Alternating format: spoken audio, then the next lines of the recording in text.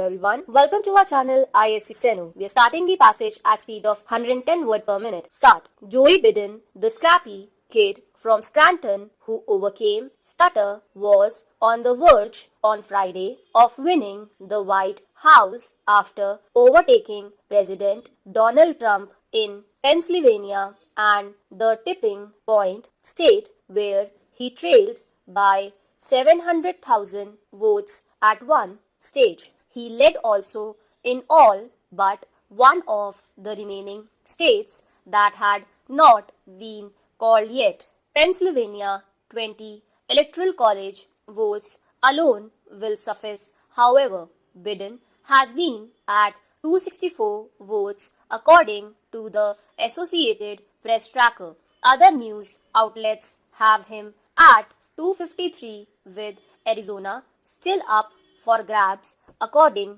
them to President Trump's 214. That tally has remained unchanged for more than a day now. But as time passed and leads changed, he was fast emerging as the clear winner. The former vice president was expanding his lead over the president in Pennsylvania, was narrowly ahead in Georgia. 16 electoral college votes, a Republican stronghold that had last voted Democratic in 1992 and in Nevada 6. The President Trump was ahead in North Carolina 15, but that alone was not sufficient to get him anywhere near a credible path to victory. There was been no word from Biden or his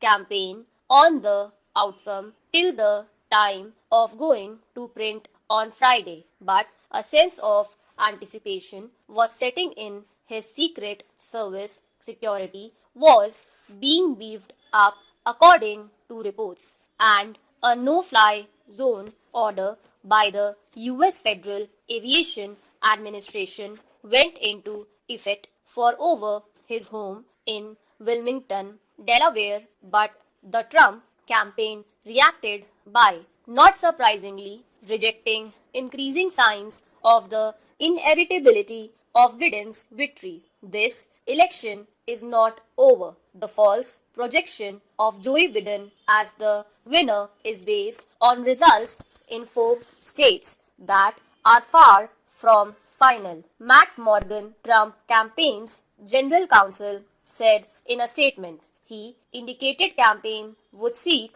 a recount of votes in Georgia and repeated the campaign's grievances and allegations of election irregularities in Pennsylvania. Morgan also claimed the president was on course to win Arizona, where Trump has indeed narrowed the gap between him and Biden association since 1900. Based on exit polls, Biden fared well with voters under the age of 50, won 2/3 of moderate voters, over half of independents, and lured 8% of Trump supporters from 4 years ago. The real reasons for surprise lay elsewhere. Public opinion survey in key swing states overestimated Biden's lead over Trump by between 2% and 8%. The 5% of voters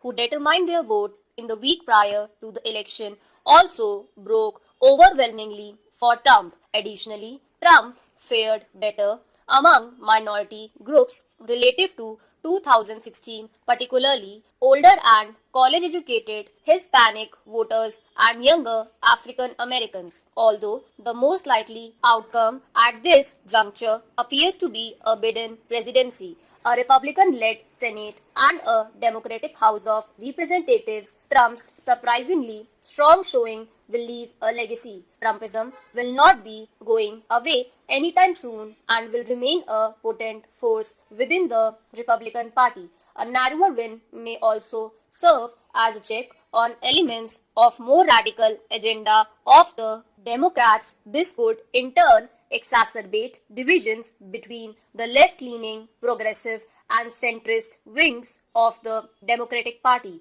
Already, the two factions are deriving opposite lessons from the Republicans' stronger than expected showing. While progressives believe they should not have made compromises, moderates fear that the left alienated some conservative constituencies. For a partner country such as India, the broad overarching implications of the election are real, even if the actual political outcomes remain fluid. Some of the changes wrought by Trump will remain among Republicans, but also as a consequence of a divided Congress and perhaps an equally divided Democratic Party. These strains might include a wariness of international trading agreements, overseas military commitments, and immigration regimes that threaten middle class employment. A potential Biden presidency may offer a greater degree of predictability and professionalism, improving the foundations of American international